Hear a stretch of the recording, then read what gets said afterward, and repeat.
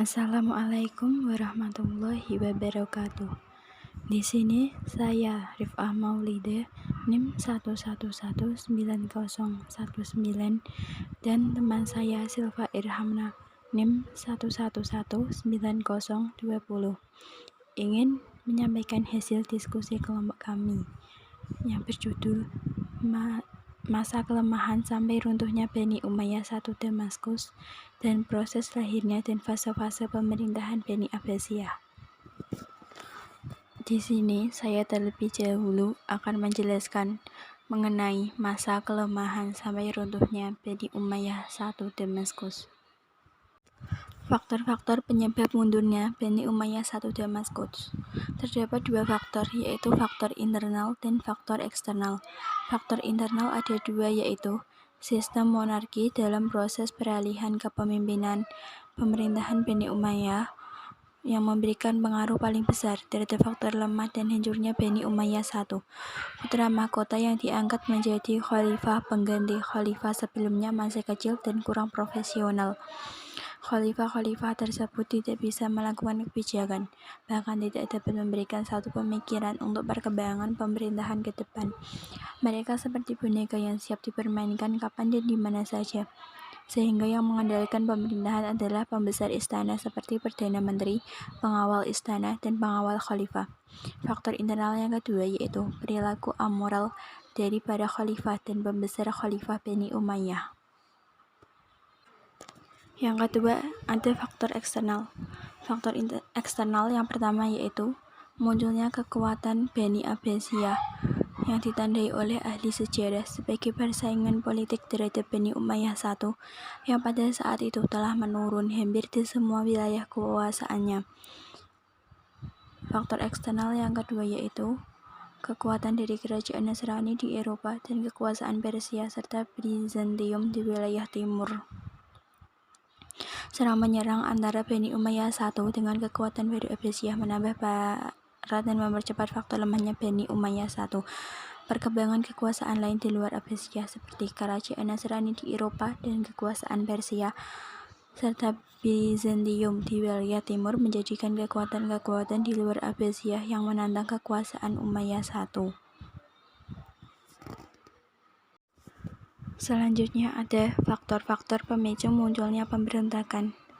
Penyebab terjadinya faktor pemicu pemberontakan masa Bani Umayyah I ada bermacam-macam. Di antaranya, yang pertama, perebutan kekuasaan. Kasus perebutan kekuasaan awalnya terjadi karena Muawiyah tidak suka dengan pemerintahan Ali pada pemerintahan Khulafaur Rasyidin keempat. Perebutan yang dilakukan oleh Muawiyah terhadap Ali dilakukan dengan berbagai cara, yang pada akhirnya memfungsikan kelompok Khawarij yang fundamental membunuh Ali dengan cara ditusuk pada saat sholat subuh. Pada masa-masa pemerintahan Bani Umayyah selanjutnya, pemberontakan terjadi hampir di setiap pemerintah atau khalifah yang berkuasa, seperti pemberontakan dari gerakan Syiah, pemberontakan Abdullah bin Zubair dari kelompok Khawarij, Mu'tazilah, Jabariyah, dan Qadariyah. Faktor yang kedua disebabkan karena dendam. Contoh dalam kasus Muawiyah dengan Ali, karena Muawiyah yakin bahwa terbunuh saudaranya Utsman bin Affan, Ali ikut terlibat. Makanya ia menaruh dendam terhadap Ali. Muawiyah melakukan berbagai cara untuk menurunkan Ali dari pemerintahannya. Selanjutnya adalah faktor yang ketiga atau faktor yang terakhir, yaitu harta kekayaan yang melimpah. Pemerintahan Islam abad klasik adalah pemerintahan yang kaya dengan harta. Hal ini disebabkan karena umat Islam pada masa itu selalu memenangkan perang, sehingga pemerintahan yang kalah harus bayar ghanimah kepada Islam. Karena Baitul Mal tersimpan harta yang banyak, maka sering menjadi rebutan bagi umat Islam untuk berkuasa. Kelebihan dan kekurangan Bani Umayyah I.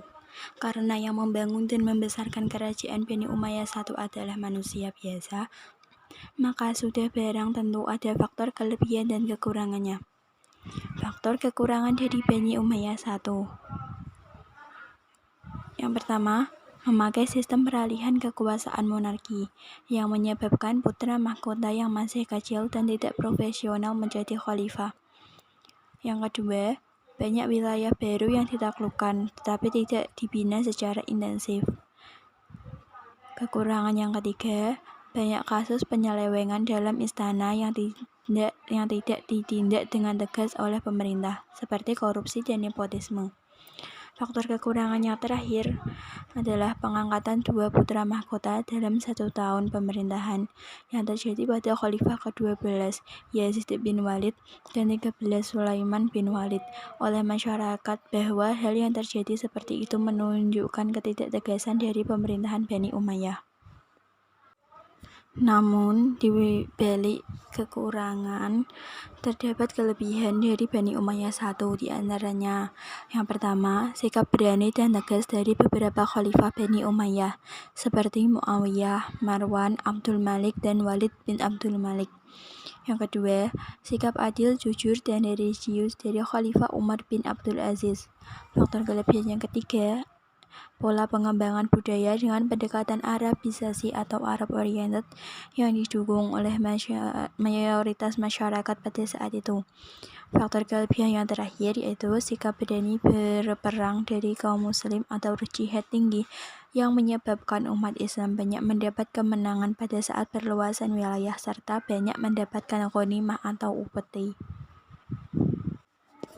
Proses runtuhnya Bani Umayyah I Damaskus.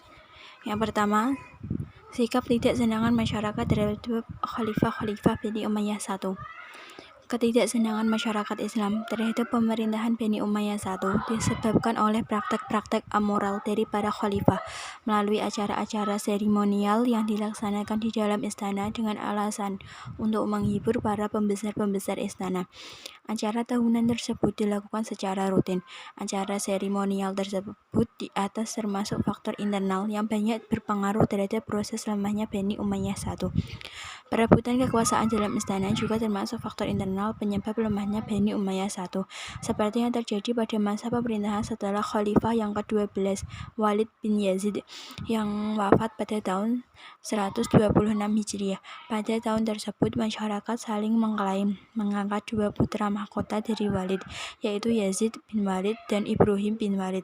Selama 1 tahun berjalan, masyarakat tidak dapat menetapkan siapa yang menjadi khalifah menggantikan bapaknya. Akan tetapi yang terjadi adalah bentrok dan pertikaian antar keluarga istana. Kondisi demikian menimbulkan presiden buruk masyarakat terhadap pemerintahan Bani Umayyah. Proses runtuhnya Bani Umayyah I Damaskus yang kedua yaitu peperangan melawan keturunan Abbasiyah. Lemahnya pemerintahan Bani Umayyah I terjadi hampir di semua wilayah kekuasaan, sementara kekuatan baru yang muncul seperti lawan politik yaitu Abbasiyah sedang berkembang pesat dengan mendapat sambutan dan dukungan dari masyarakat Islam. Abu Abbas, pemimpin Abbasiyah yang baru menguasai berbagai wilayah Umayyah, dibantu oleh tentara bayarannya Abu Muslim al-Khurasani. Bani Umayyah I hanya bisa bertahan di daerah Al-Zab, wilayah pesisir Laut Merah yang berseberangan dengan pesisir Sungai Nil. Pertemuan kedua belah pihak tidak bisa dielakkan dan terjadilah pertempuran Al-Zab tahun 132 Hijriah atau tahun 750 Masehi. Dalam pertempuran itu, Bani Umayyah I kalah dan khalifah terakhir atau ke-14 Marwan bin Muhammad melarikan diri ke Mesir. Marwan dikejar oleh pengikut Abu Abbas, kemudian ditangkap dan dibunuh di Mesir. Mayatnya Marwan dikembalikan ke Madinah dan dikuburkan di Madinah. Kekalahan Bani Umayyah I di Al-Zab sekaligus mengakhiri masa pemerintahan Bani Umayyah I dan sekaligus diproklamirkan berdiri kekuasaan baru yaitu Bani Abbasiyah. Proses dan fase-fase lahirnya pemerintahan Bani Abbasiyah. Proses lahirnya Bani Abbasiyah itu dibagi menjadi 5. Pertama, kemenangan Abu As-Saffah dalam sebuah perang terbuka atau Al-Zab. Yang kedua, Bani Abbasiyah mampu menciptakan peradaban yang menjadi kiblat. Yang ketiga, membangun fasilitas belajar yang lengkap. Yang keempat, Perdana Menteri Nizamul Muluk membangun Universitas Nizamiyah. Yang kelima, Abu Abbas memimpin hanya 4 tahun. Fase-fase pemerintahan Bani Abbasiyah. Pertama, fase pembentukan. 1. Membangun Baitul Hikmah atau perpustakaan. Yang kedua, memindahkan ibu kota Abbasiyah dari Damaskus ke Baghdad. Yang ketiga, membangun peradaban ilmu pengetahuan. Yang keempat, penerjemahan buku-buku filsafat Yunani dan buku-buku asing. Yang kedua, fase kedua, pertama membangun istana, masjid, dan kota. Yang kedua, terjadi disintegrasi dari pemerintahan Abbasiyah. Yang ketiga, pembesar istana berasal dari Turki. Fase ketiga, pertama disintegrasi di kekuasaan dinasti Abbasiyah dan Muluk. Kedua, perkembangan ilmu masih berjalan tapi sedikit menurun. Yang ketiga, Muhammad Al-Khawarizmi menciptakan karya-karya monumental. Fase keempat, pertama fase kekuasaan Bani Saljuk atau fase pengaruh Turki kedua. Yang kedua, kegiatan ilmu pengetahuan masih berjalan. Yang ketiga, dalam 2 abad Mesir telah berkobar perang salib menghadapi kaum Nasrani.